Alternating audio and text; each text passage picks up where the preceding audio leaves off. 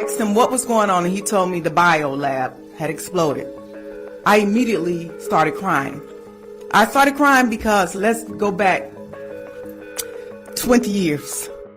I'm Pamela Kirkland, and this is Manufacturing Danger, the biolab story. In the last episode, we talked about the most recent fire at the plant. On September 29th, 2024, a fire at Biolab, a company that produces products to clean pools and spas, sent a potentially toxic plume of smoke into the air. Thousands were forced to evacuate Conyers, Georgia, about 30 miles east of Atlanta, and many more were asked to shelter in place. For first responders, the 2024 fire felt routine, just another call to Biolab, a place they had come to know. One of the workers called and said there was chemical smoke in the building, and apparently there is heavy smoke in the area, so they're shutting everything down. Oh, fun. All right. It's always Biolab, right? Firelab, the nickname Biolab earned over 2 decades. To understand how, let's go back to 2004. In 2004, a massive fire at the Biolab plant in Conyers prompted road closures, evacuations, and safety concerns. This isn't the first time that Biolab has impacted people in Rockdale. The plant's been a fixture off of I-20 since 1973. Chemical reaction at a Rockdale County plant, causing a major backup on I-20 this morning. On May 25th, 2004, the first major fire at Biolab erupted. A miles-long cloud of chlorine-tinged smoke poured out of a chemical warehouse, stretching as far as the South Carolina state line. Hundreds evacuated. Interstate 20, that large highway that runs in and out of Atlanta, closed for hours. Remember Jean Sadler, who you met after the 2024 fire? Well, she was in Conyers for the 2004 fire, too. The first time was in 2004. Our sons was living in the house. It impacted them. They had to evacuate. The 2004 fire broke out inside Biolab's Plant 14 warehouse, where 12.5 million pounds of pool chemicals and oxidizers were stored. The fire was intense. Smoke quickly filled the sky, and the emergency calls started pouring in. 28 people were injured. Local officials ordered a mandatory evacuation for a 1.5 mile radius around Biolab. Businesses shut down, and those outside the evacuation zone were urged to stay indoors. All details strikingly familiar to the fire 20 years later. A small amount of water, mixing with chemicals, smoke, and evacuations.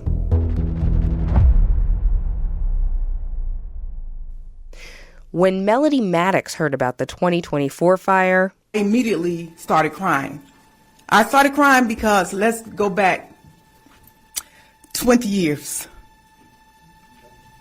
Forgive me. My aunt, who lived in Conyers, was a part of the first explosion in 2004. Here I am experiencing this again. all those memories came back in a hearing at the state capitol about the most recent fire. Not only did my aunt have to evacuate, but I had to go and pack my aunt up in her own truck and move her. This is not a one-time event. This is not a two-time event.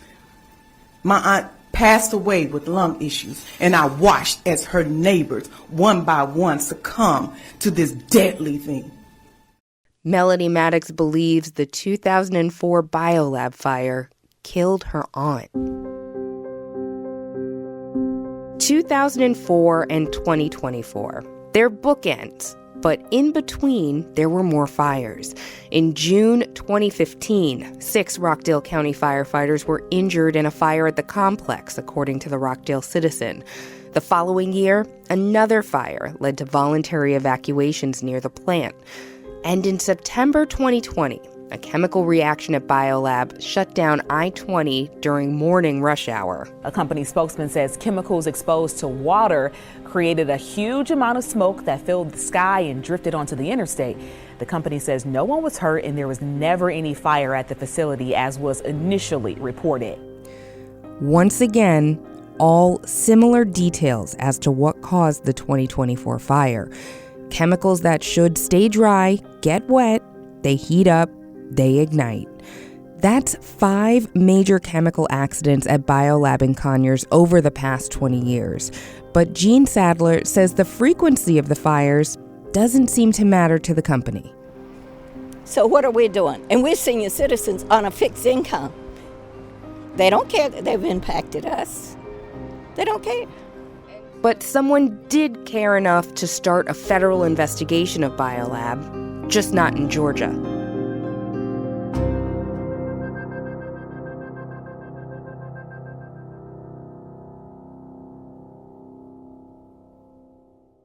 The U.S. Chemical Safety Board, or CSB, investigates industrial disasters. That's their job in the federal government. I've also come to learn the CSB has a cult following for their highly produced reenactment videos, detailed breakdowns of industrial accidents, complete with animated fireballs and chemical reactions. If you know, you know. August 27th, 2020. The BioLab Lake Charles Chemical Facility in Westlake, Louisiana. Extreme wind from Hurricane Laura ripped through the facility, severely damaging buildings. Pretty good narrator voice, right? In 2020, the CSB was deployed to Westlake, Louisiana, after a BioLab facility there caught fire. It started the way, by now, you probably expected it to.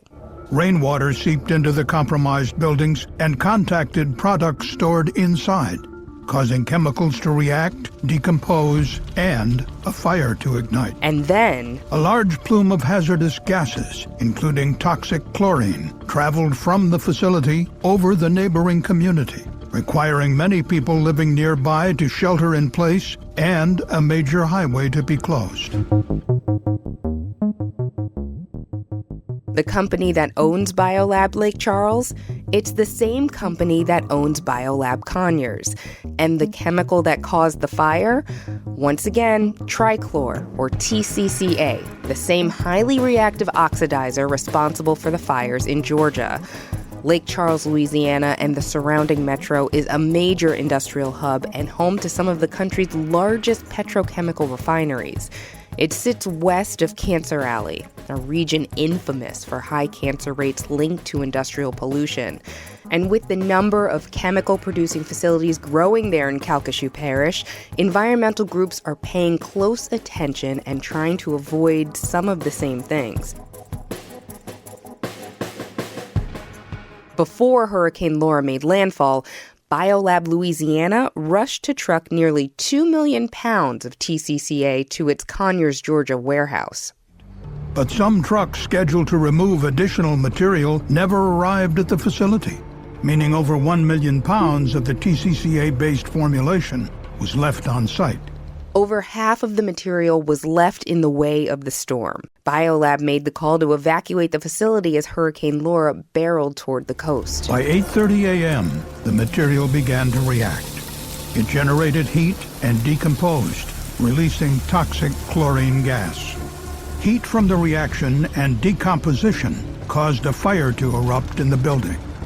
A massive toxic gas and smoke plume traveled over the local community toward Interstate 10. BioLab says the Lake Charles plant they rebuilt after Hurricane Laura is state-of-the-art, with stronger materials, a safe room for storms, and better fire detection systems. But those upgrades, they were for Louisiana. 4 years later, as Hurricane Helene moved toward Atlanta, BioLab's Conyers facility sat in the storm's path. And what happened in Lake Charles after Hurricane Laura was about to happen again, almost exactly the same way, this time in Conyers. Aside from making pretty cool reenactment videos, the CSB produces in-depth reports detailing their investigations and recommendations to prevent disasters like this from happening again. And they don't just investigate incidents, they look for patterns. Buried at the end of its Louisiana fire report was a mention of the 2020 Conyers fire, which happened just 1 month later. The CSB found BioLab Lake Charles had serious safety failures, and the CSB found BioLab Conyers shared those failures. And they flow from what the CSB calls a big gap in the whole system of chemical safety regulations. The CSB has long been concerned about the regulatory gap in coverage of reactive chemicals, which has led to many serious incidents over the past 3 decades. Those incidents caused deaths, injuries, and significant property damage. Okay, nerd out with me for just a second. There are chemical rules in place. The Occupational Safety and Health Administration, or OSHA, and the Environmental Protection Agency, the EPA, both have standards designed to keep chemical facilities in check. OSHA's process safety management requires companies to develop safety plans to prevent chemical accidents before they happen. The EPA's risk management program aims to prevent chemical disasters. But here's the problem. These rules don't necessarily apply to facilities that store or process one of BioLab's main chemicals, TCCA.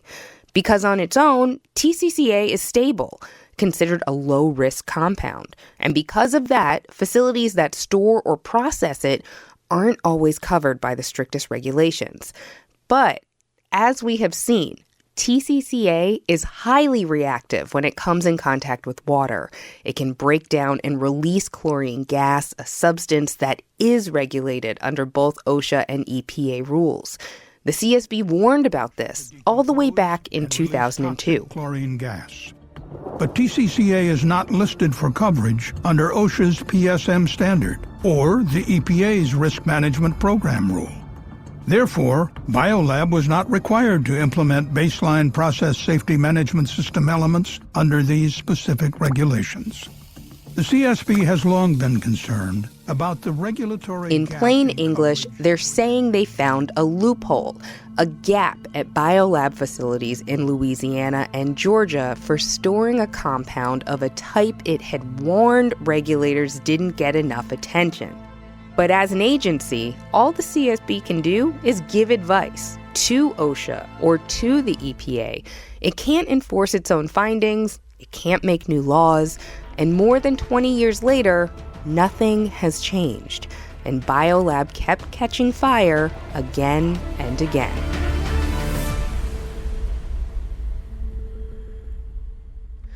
Now, the CSB is investigating the fire at BioLab that happened in September 2024. If there's one thing that I love more than a CSB safety video, it's a brand new CSB report. So far, the CSB has only released an initial report. But if there's one person who loves a report even more than I do, it's Dr. Pamela Pollet. We still don't have all the information, so it's very early on. Pollet is a Georgia Tech chemistry professor. She's also a research scientist who knows a lot about a lot of different chemicals. But if you want to talk about her credentials, Pollet is often called upon as an expert witness in cases that involve chemical exposure.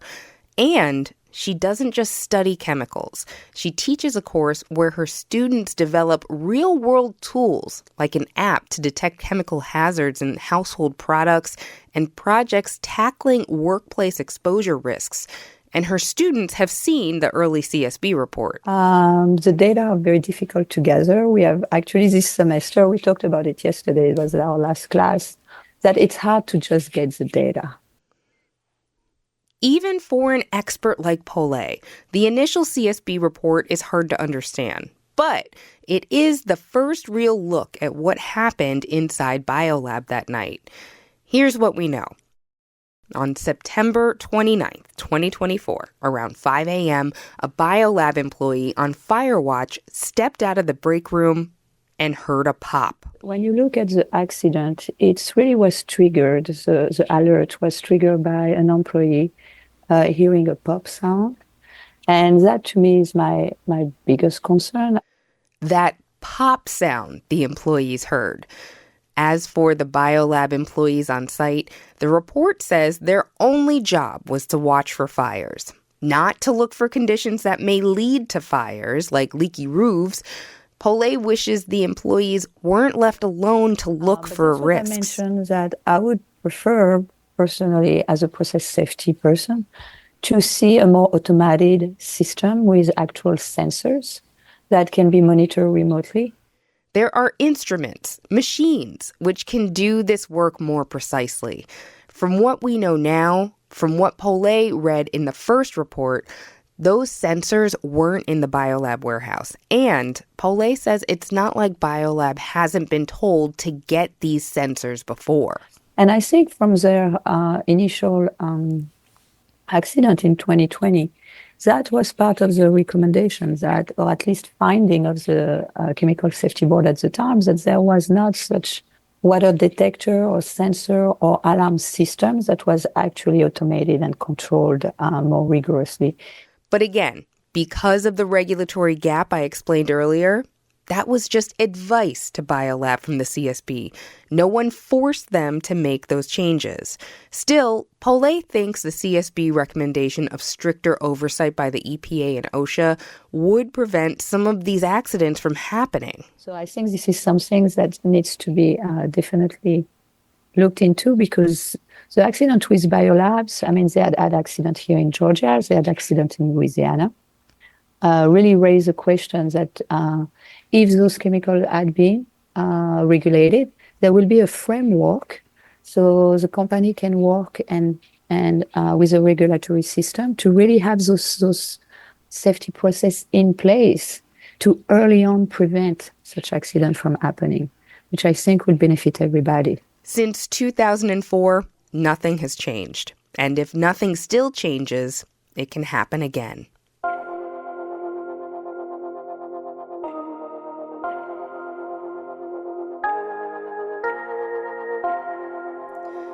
Back at the hearing at the Georgia Capitol, 9 days after the most recent fire, dozens of residents vented their frustrations to legislators.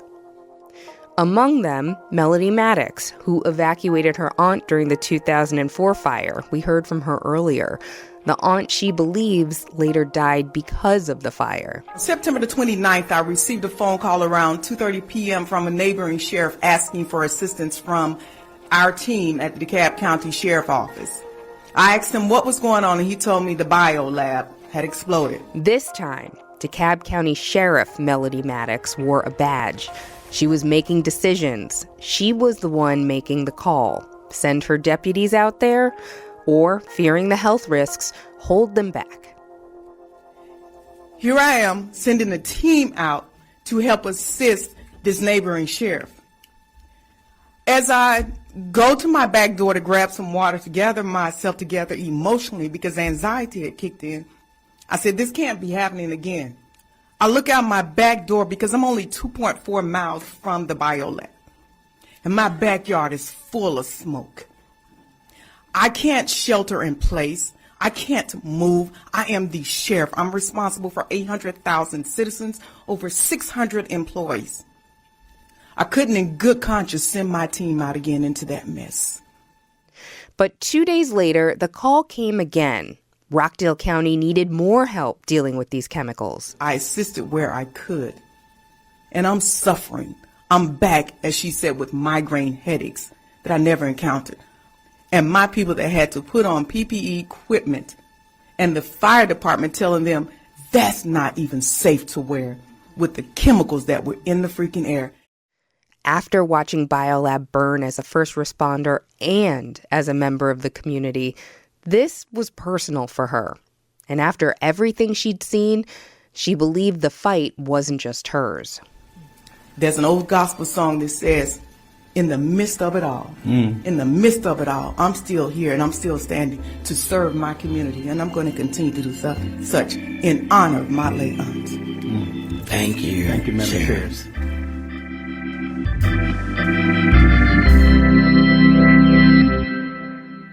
And Maddox wasn't the only one asking, how is this still happening? Next, thank you so much. You're welcome. Thank you. Next, we will call Kenny Johnson. Kenny Johnson was sworn in as Rockdale County's Soil and Water Supervisor in 2019. Thank you for inviting me. I am the state representative for Soil and Water Conservation. I'm the first black man to be elected to this position. since 1937, since the creation of soil and water. I worked in a field like this before, and you catch my breath. He had been raising the alarm on Biolab for years, and so after he caught his breath, Johnson had a warning. But this company is called a COD. What I mean is, there's a chemical oxygen demand. They treat their own water. And the chemicals that they keep on property, sulfuric acid, MIBK, that will kill you. Everybody in Rockdale County need to go to the doctor and check out their blood for toxic. Please get that out.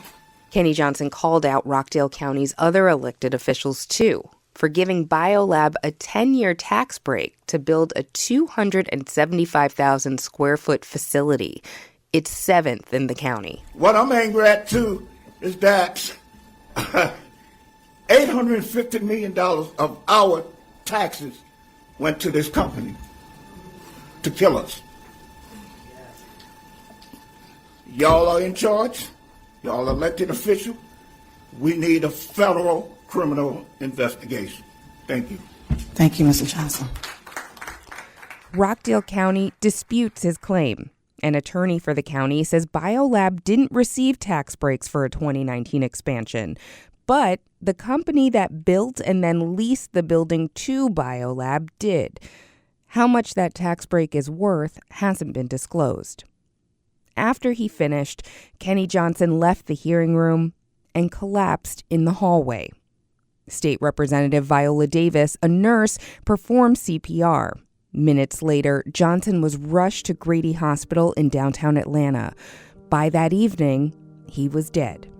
His cause of death is still unknown.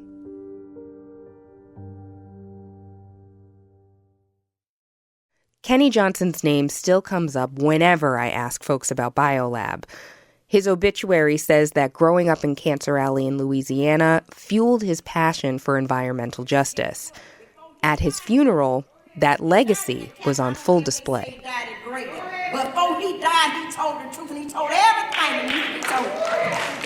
And what y'all got to do now, in the words of Kenny, don't bend your back. Stand up like you're supposed to. Kenny didn't care whether you're black, white, Republican, Democrat. If you was wrong, you was wrong.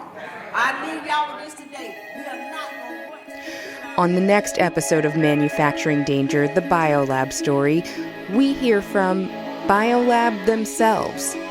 Big rule of thumb for me, don't store hazardous chemicals above eye level. And former employees at the Conyers plant. That brand new storage one, that's the one that went up in flames. That's what surprised me. Inside the business of making these chemicals. That's next time.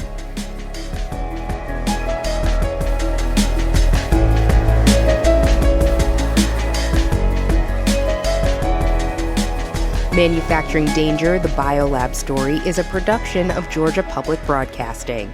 This podcast was written by me, Pamela Kirkland. Grant Blankenship is our senior editor. GPB's podcast team includes Sandy Malcolm, Jeremy Powell, Jake Cook, and Mark Davenport. For more, visit gpb.org/podcasts.